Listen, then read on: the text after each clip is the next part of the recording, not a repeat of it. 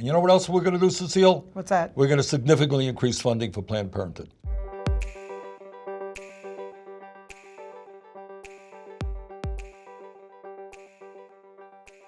Today, we're here in Reno, Nevada with Senator Bernie Sanders. There's one question we really wanted to ask every single candidate. If there were 3 things that you've accomplished for women in your career that you want our viewers to know, what would those be? 3. Just All right. 3.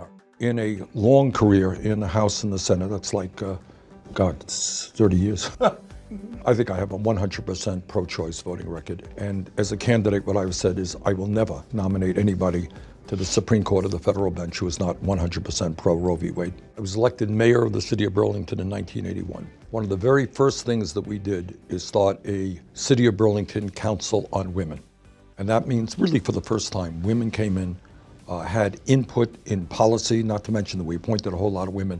I will also tell you, having worked with you on Planned Parenthood, we were organizing rallies all over America to say, no, you're not going to cut Planned Parenthood. All right, those are 3 good things. Okay, how does your identity shape your presidential campaign? I'm Jewish. My father's family was wiped out by Hitler in the Holocaust, and that made me aware at a very young age what Nazism or white nationalism and racism is about. And also, I was born into a family that did not have a lot of money. Living paycheck to paycheck kind of shaped my political views and led me to understand that there are tens of millions of people who are struggling economically. What is your top priority for furthering women's reproductive rights once you're president? Everybody knows that women's reproductive rights under massive assault all across this country. Right-wing Republicans who have this mantra is they believe in small government. We're going to deregulate corporations. They can pollute all they want because we don't believe in regulation. Oh, by the way, you're a woman? Well, we're going to tell every woman in America what she can do with her own body.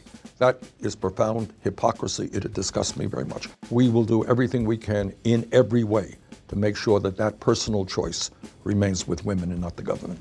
If you could have dinner with one living woman who inspires you, who would it be and why? Cecile, what are you doing for dinner tonight? How's my wife? My wife is a remarkable woman who has impacted my life very significantly. And you know what? We haven't had dinner too much lately because she's running all over the country and all that stuff.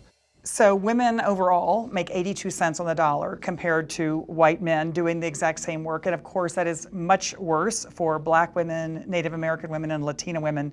So what steps will you take as president to make sure that we finally address equal pay? It is an outrage. We will be as aggressive as we can. And I think one of the things that we do is make sure that if you and I are doing the same job, you know what? You're going to know how much money I make.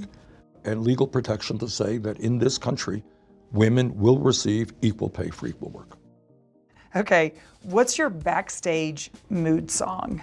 Or maybe even your walkout song. What do they play when you're going on stage? Power to the people. And I like it. Forgive my singing. That is our song, and I like that song. Yeah. Okay, Senator, here's a question that comes up all across the country, and that is, what would you do about the lack of affordable childcare in America? We're going to end tax breaks for billionaires. In fact, they're going to stop paying their fair share of taxes. And we're going to do what countries around the world are doing.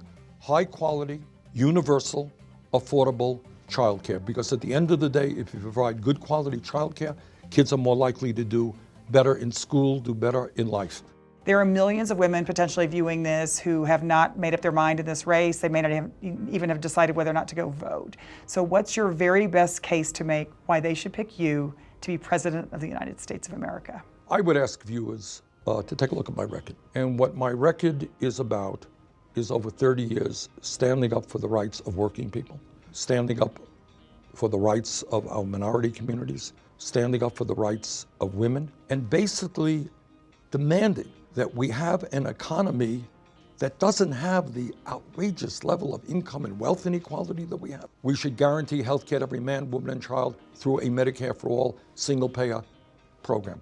I get impressed by the younger generation today, probably the most progressive generation in modern American history. We have done rallies where we've had young people who are Black and white and Latino, Native American, Asian American, and they're looking to change this country. They're looking to end racism and sexism and homophobia and xenophobia.